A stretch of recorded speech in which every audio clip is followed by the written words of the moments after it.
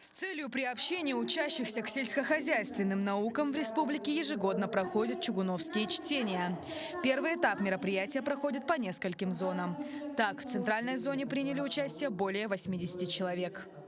Так, вот это данное мероприятие проводится 15-й раз имени Чугунова Афанасия Васильевича, академика и известного нашего ученого, который начал агропрофильное направление среди школ, который отмечает в этом году 35 лет. И с тех пор, конечно, проделана огромная работа именно привитию и вовлечению детей к труду, именно сельскому хозяйству. Участников с докладами разделили по 5 секциям: агроэкология, агроинженерия, животноводство, растениеводство и переработка сельскохозяйственной продукции и растениеводства. Станислав Данилов в течение 5 лет работал над своим докладом и изучал морфометрическое изменение при гибридизации томатов. Станислав утверждает, что актуальность выбранной темы заключается в том, что в нынешние дни все овощи прошли процесс гибридизации. Это доклад про то, что когда скрещивают два разных томата, любой овощ можно скрещивать, то получится какой-то другой томат.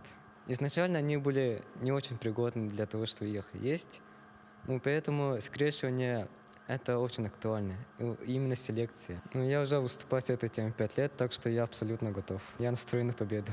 Работу участников научно-практической конференции оценивали эксперты, профессионалы своего дела в сфере агропромышленности и сельского хозяйства. Критерии оценки, они, получается, первое – это новизна и актуальность работы. Также мы оцениваем выступления, ответы на вопросы и значимость работы, и вклад участника в работу.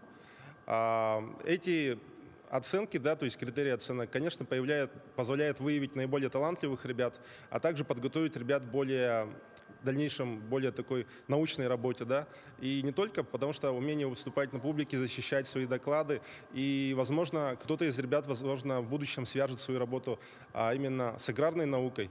Отметим, что конференция имеет всероссийский статус. Второй этап пройдет в мае в стенах Арктического государственного агротехнологического университета в столице региона.